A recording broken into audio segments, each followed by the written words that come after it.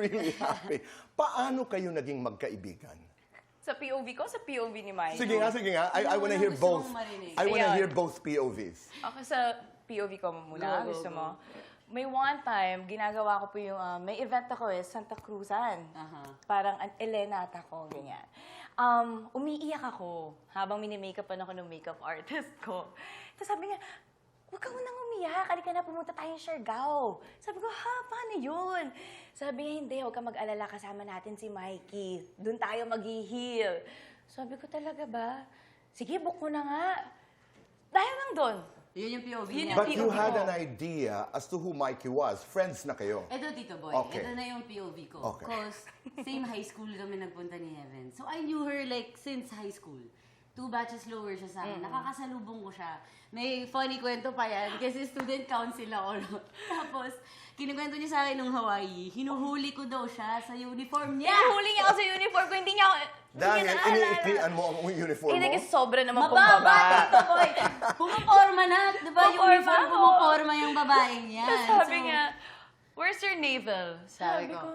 Sa sobrang kaba ko. Kasi dapat yung hips, yung kung saan yung Yes. strap ng uniform, sa pusod, kung saan yung navel. Right. So, where's your navel? Kasi ang baba nung kanya. Sabi niya sa akin, Sa sobrang kaba ko, wala akong navel. ano yung navel?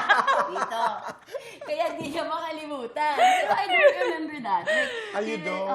Naalala ko lang na si Heaven na magandang lower batch ko. Tapos I remember her kasi nagsa-stand out naman siya na nun. Right, Tapos, nagkataon, after a few years, we worked in the same industry.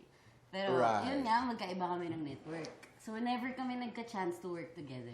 But I was watching her from afar until That Siargao happened. that Siargao happened. Right. It just so happens we have the same makeup artist.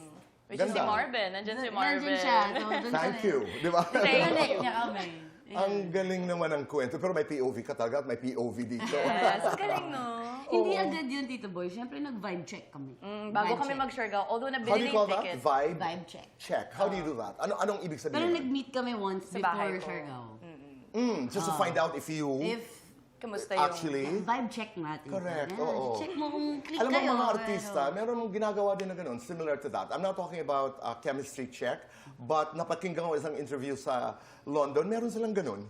Well, relationship work. Yes, we do that for like taping parang- talaga for projects. But we kind of did it for real life. You know? Like, Ganda. Para ganun. Para makita namin, syempre nasa Siargao na kami. No, but that's very important, actually, to find out kung meron talagang Kailangan. Kung click eh. professional spark. Halimbawa,